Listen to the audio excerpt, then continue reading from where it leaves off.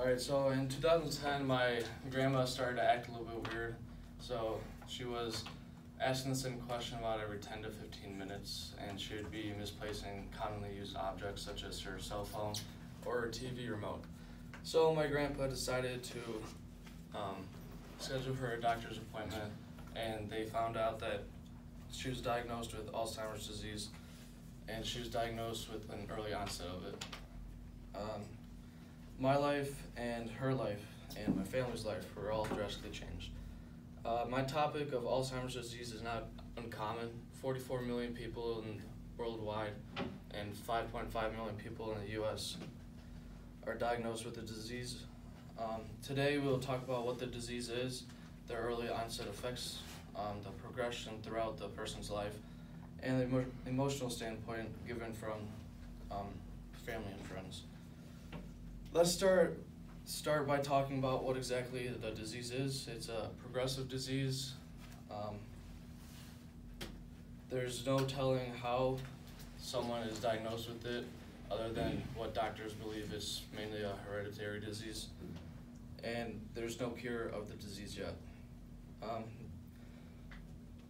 Now that you guys know the main points, let's talk about the symptoms when someone is first diagnosed with the disease. Psychiatric symptoms are described by John Ringman in his book, Brain, a Journal of Neurology. According to prior studies, common symptoms are depression, apathy, and anxiety. Also, the person develops short-term memory loss during the first few months they are diagnosed. Once the early onset stage is passed, the person will go through several other stages, and there are usually three main stages described by the Alzheimer's Association website. The first stage is called the early stage. They have problem remembering recent information given to them. They start to lose or misplace objects. They have trouble with their organization and planning skills. The second stage is the moderate stage. They start to forget personal history. They start to get confused of the days of the week. They tend to start having bladder control issues, and they start wandering around by themselves. The third and final stage is the severe stage. They tend to need around-the-clock assistance. They have difficulty communicating, and they have changes in the physical abilities, which include being able to sit down, stand up, talk, and eat.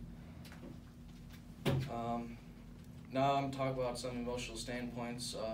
During the early stage of my grandma's Alzheimer's disease, the only thing I really remember is whenever I would go to see her, she wouldn't know who I was or know why I was there or anything. And then the second,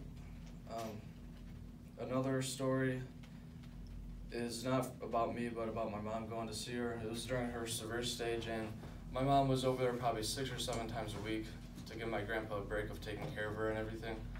So she was doing her hair one day, and all of a sudden she just started pushing her and yelling at her that she hates her and that she never wants to see her again.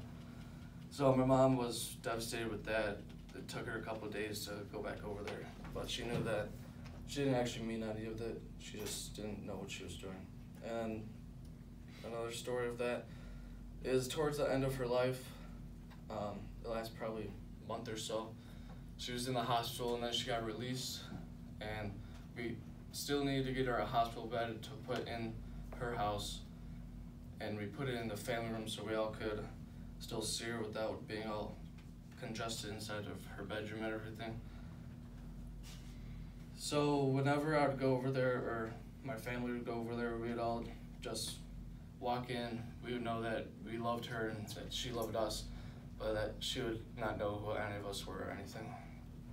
So in conclusion, today we learned about what Alzheimer's disease is, the effects of Alzheimer's disease, the progression throughout somebody's life, and then the emotional standpoints of the family and friends.